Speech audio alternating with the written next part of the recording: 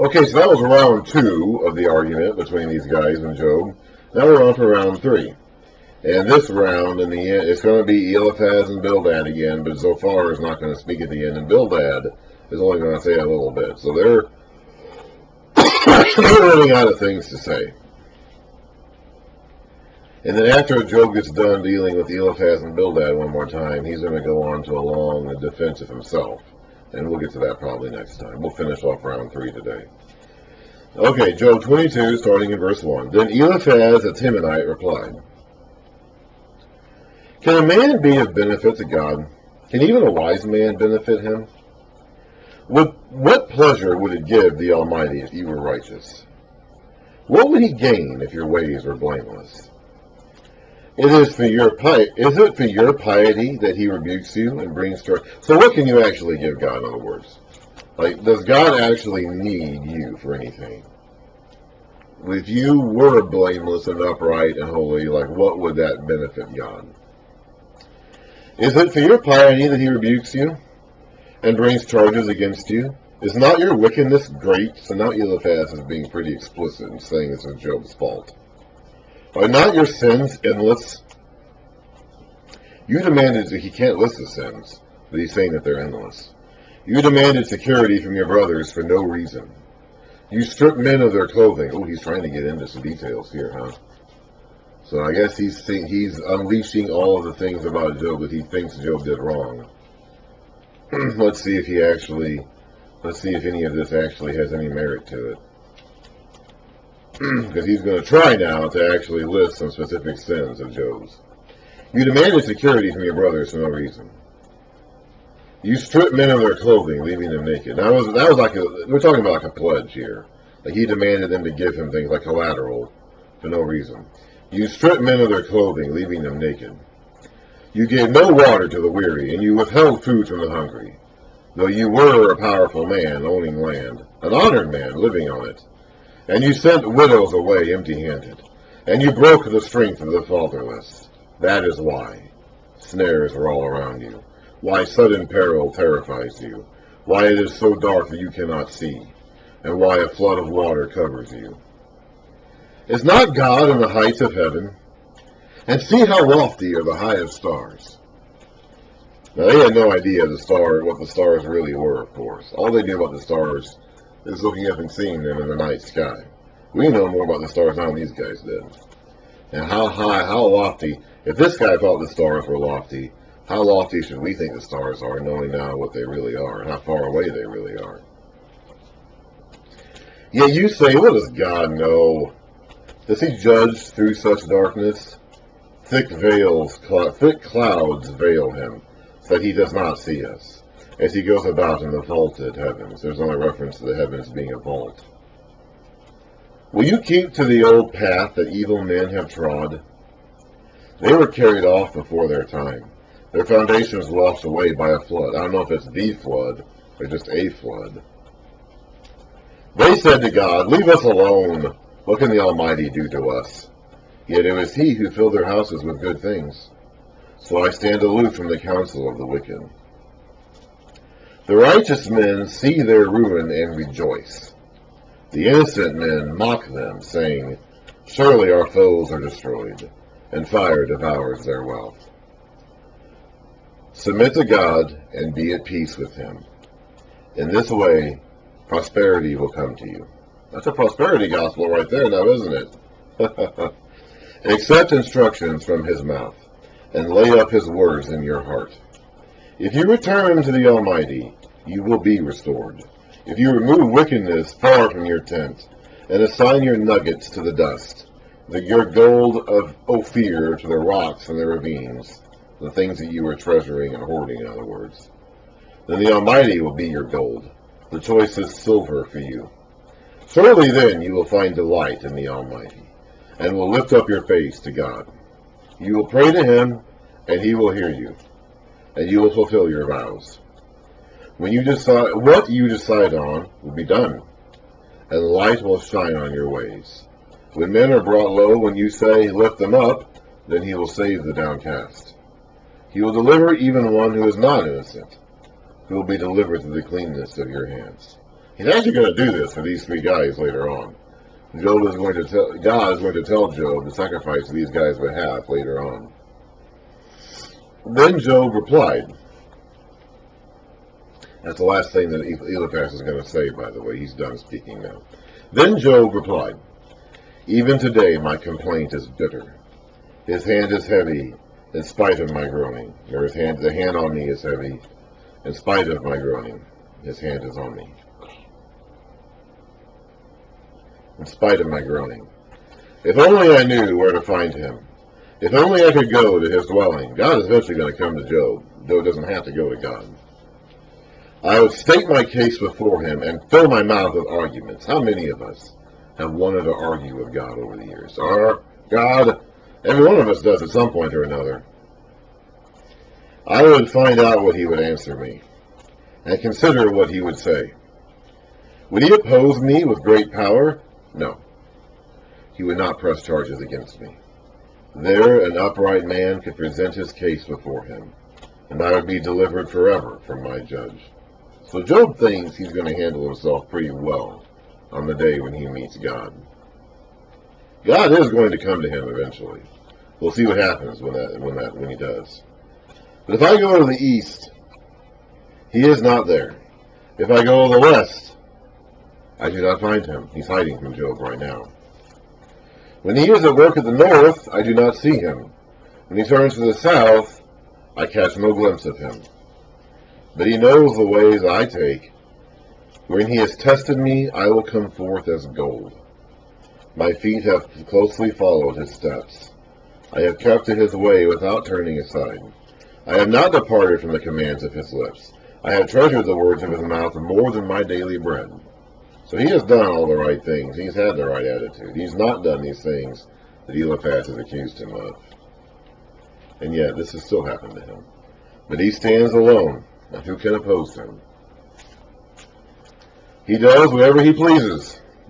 He carries out his decree against me, and many such plans he still has in store. God is just up there thinking about all the terrible things he can do to me.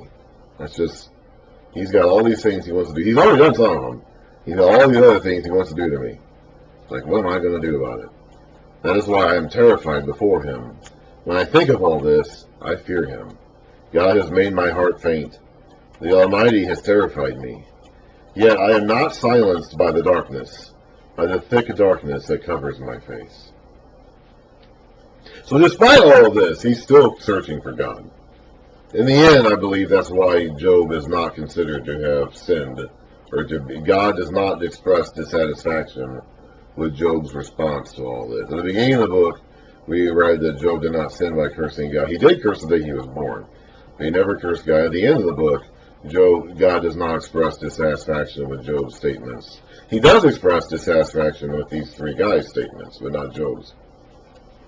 I think it's because in the end, Job, even though he was upset and complaining, did not ever actually lose faith in God. He kept going back to that. He vented himself, he expressed himself. Sometimes he said some pretty inflammatory things, but he always did it with the attitude being that he wanted to be restored to God. Why does the Almighty not set times for judgment? Why must those who know him look in vain for such days? Like, why doesn't he just do things? Why doesn't he just set a time for judging the wicked and do it? Why does he let them go on and on? Men move boundary stones. They pasture flocks they have stolen. Moving a boundary stone means seizing your neighbor's property, basically. These boundary stones, of course, have the boundaries for fields. If you move them, that means obviously you'd be moving them to benefit yourself. It means that you're expanding your property illegally at the expense of your neighbors. They drive away an orphan's donkey and take the widow's ox in pledge. They thrust the needy from the path and force all the poor of the land into hiding. Like wild donkeys in the desert, the poor go about their labor of foraging food. The wasteland provides food for their children. They gather fodder in the fields and glean in the vineyards of the wicked. Lacking clothes, they spend the night naked. They have nothing to cover themselves in the cold. They are drenched by mountain rains and hug the rocks for lack of shelter. They're poor and penniless, in other words, and they have problems. The fatherless child is snatched from the breast. The infant of the poor is seized for a debt. That's what it means taking a pledge. Now earlier, Eliphaz had accused Job of taking pledges, demanding collateral and taking someone's belongings for the sake of payment or something or another. That's what Job is saying here the wicked do. They crush olives amongst the terraces. They tread the wine presses, yet suffer thirst. The groans of the dying rise from the city, and the souls of the wounded cry out for help. But God charges no one with wrongdoing, even though clearly someone has done wrong. There are those who rebel against the light, who do not know its ways, or stay in its paths. When daylight is gone, the murderer rises up, and kills the poor and needy. In the night he steals forth like a thief. The eye of the adulterer watches for dusk. He thinks, no one will see me. And he keeps his face concealed. He wears a mask, in other words. In the dark, men break into houses, but by day they shut themselves in. They want nothing to do with the light. For all of them, deep darkness is their mourning, and they make friends with the return of darkness, with the terrors of darkness. Yet they are foam on the surface of the water. Their portion of the land is cursed, so that no one goes to the vineyards. As heat and drought snatch away the melted snow, so the grave snatches away those who have sinned. The womb forgets them. The worm feasts on them. Evil men are no longer remembered, but are broken like a tree. Breaking like a twig, huh? They prey on the barren and childless woman, and to the widow they show no kindness. But God drags away the mighty by his power. Though they become established, they have no assurance of life. He may let them rest in a feeling of security, but his eyes are on their ways. So just because he doesn't seem to be doing anything about it, doesn't mean that he's not going to do anything about it. Now, Job earlier was saying that he didn't do anything about it. Now he's turned around and said, yeah, he will. He will in time. He might not in the moment, but he will in time. For a little while they are exalted, and then they are gone. They are brought low and gathered up like all the others. They are cut off like heads of grain. If this is not so, who can prove me false and reduce my words to nothing? Well, Bildad's going to try it one more time, huh? Then Bildad the Shuhite replied, Dominion and all belong to God. He establishes order in the heights of heavens. Can his forces be numbered? Upon whom does his light not rise? How then can a man be righteous before God? How can one born of woman be pure? If even the moon is not bright and the stars are not pure in his eyes, how much less man who is but a maggot, a son of man, who is only a worm? Then Job replied, Have you helped the powerless? Have you saved the arm that is feeble? What advice you have offered to one without wisdom? What great insight you have displayed. He's being sarcastic here. Who has helped you utter these words, and whose spirit spoke from your mouth? The dead are in deep anguish, those beneath the waters, and all that live in them. So there's that idea. Okay, so the underground. Okay, so this is a little insight into the way Job saw the world. Okay, Job saw the world as the land that he lived on, the waters above that are held out by the sky, which was a dome, and the waters below the land, and then underneath those waters was the land of the dead, inside the earth, deep underground. So the dead, the underworld, Sheol, the dead, the grave, where the dead live, is under the earth, under the waters, under the earth. Death is naked before God. Destruction lies uncovered. He spreads out the northern skies over empty space. He suspends the earth over nothing. He wraps up the water in his clouds, yet the clouds do not burst under their weight. He covers the face of the full moon, spreading his clouds over it. He marks out the horizon on the face of the waters. for a boundary between light and darkness. The pillars of the heavens quake. There's that reference to the pillars again.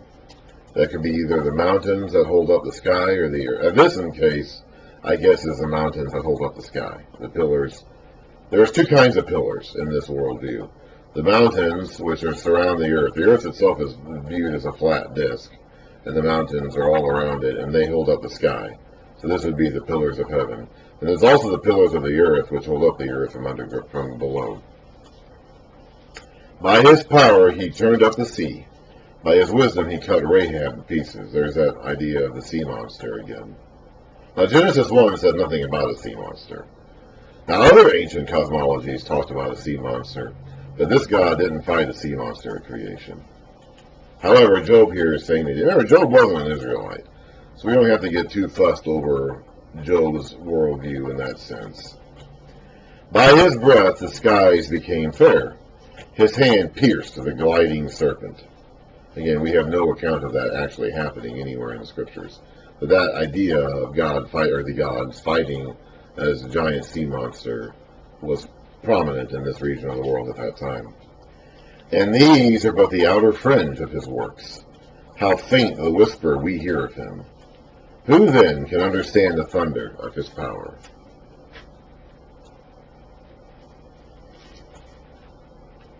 Okay, I think that's going to be enough of that. The next several chapters are basically just going to be Job going on. The three friends are done speaking. Zophar finished first. He didn't even make it into round 3.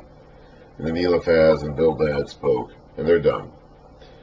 So they're finished. They run out of arguments. They have not been able to convince Job of his own wrongdoing. And so now Job is going to be going on to a 4 or 5 chapter long series of discourses, protesting his innocence and other things like that. I'll cover that next time. And then after that, we get to a mysterious fourth visitor, who shows up, named Elihu, who was not mentioned before and will not be mentioned again after he's done speaking. And he's going to prepare the way for God's own message at the end of the book.